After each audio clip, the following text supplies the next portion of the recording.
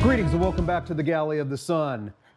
Today, we're going to be prepping for tomorrow. Tomorrow, we're going to have some grilled pork chops, bone-in duroc pork. Ah, good stuff. That already sounds good, right? But wait, there's more with pineapple rum sauce. So today, I need to construct the brine that these are going to sit in between today and tomorrow.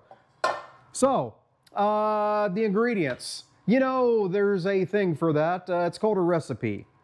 Down below in the description section, you'll find a link to take you to our website. Voila, the recipe's there. All right, let's go. Making the brine.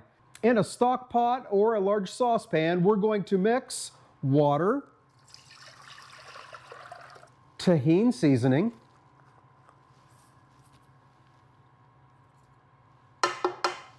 salt, brown sugar,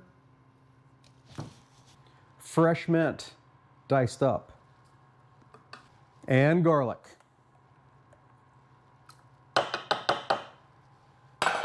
So here's the plan. I'm going to put that on the stove. I'm going to turn the stove on. Otherwise, it'd be silly. He knows his shit.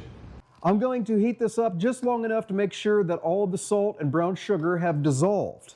Then we're going to take our pork chops. We're going to chuck them into this briner bucket. And then we're going to pour the room temperature brine after it's cooled down onto them. Then we'll put on this locking plate. Keep our pork below the surface. And we're going to chuck that into the refrigerator or a cooler and let that set till tomorrow. So that's the plan for today. We'll see you tomorrow when we're back to make that pineapple rum sauce and get those incredible pork chops on the grill. We'll see you then.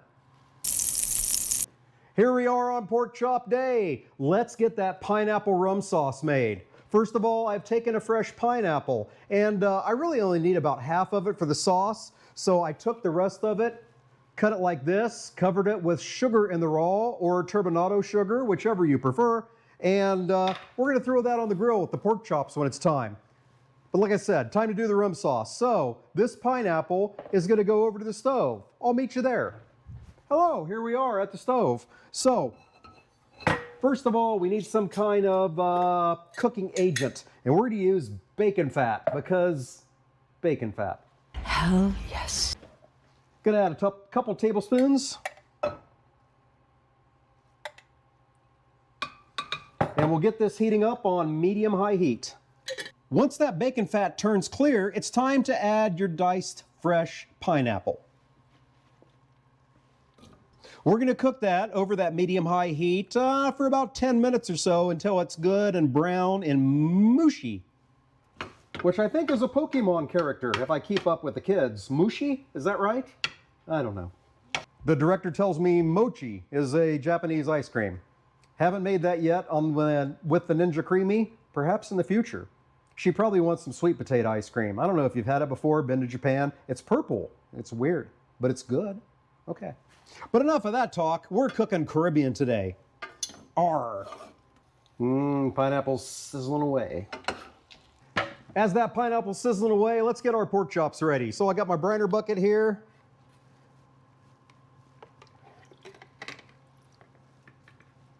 We'll pull out our pork chops, get those onto a tray.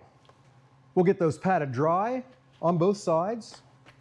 Then we'll hit them with a little more of the tahini seasoning that was in the brine. Back to our sauce. I am ready for the next step.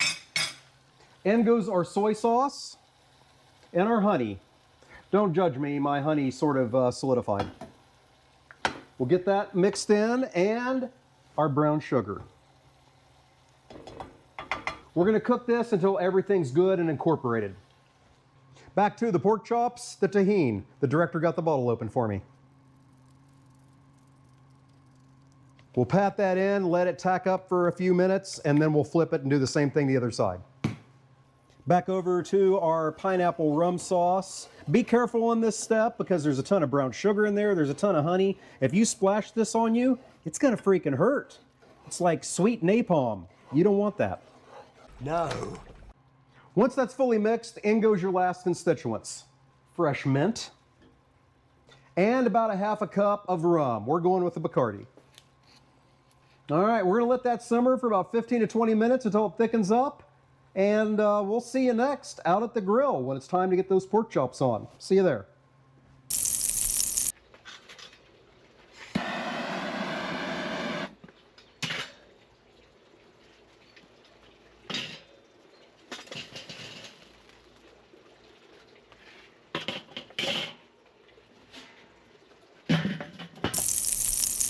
Grill's been heating up for 10 minutes, so basically what we have right now is a 464 degree Fahrenheit air fryer with smoke flavor. So, let's get those pork chops on and the extra pineapple that we had. So the pork chops are going around the outside here. We got the vortex in the middle.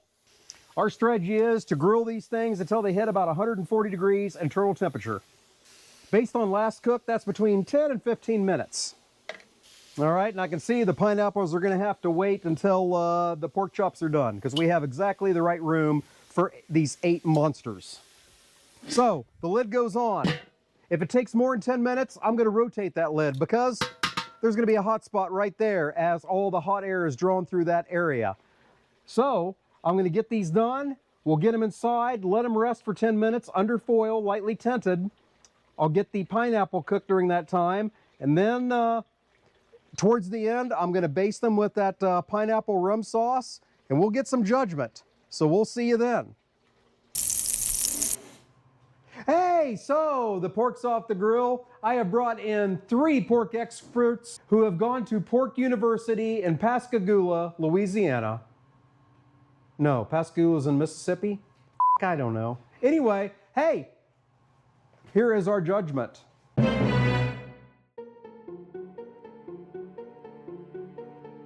Come on. Ah. All right. Oh. Judge. Yeah, you can go fingers, fork. I'm not going to judge you. However you want. Let me know how it is. It's not that hard, buddy. We got one. Oh my gosh, I remember going to Hawaii and having food almost exactly like this, and it brings me back. This is the most delicious thing ever. I absolutely love this. All right. What say you, Boana? It kind of tastes like the stuff my dad makes with pineapple, but it's with like steak, I think. Are you saying my son has talent? Maybe. Okay, I'll take that. I'll take that. What say you, Ryland? I'd say the pineapple's a bit hard. Okay. The pork has perfect texture. Mm-hmm. And they both go well together. All right. Hey, there you go. Another win. I hope you enjoyed what you saw today. It's time to feed those judges some more food. Until we see you next time, fair winds and following seas.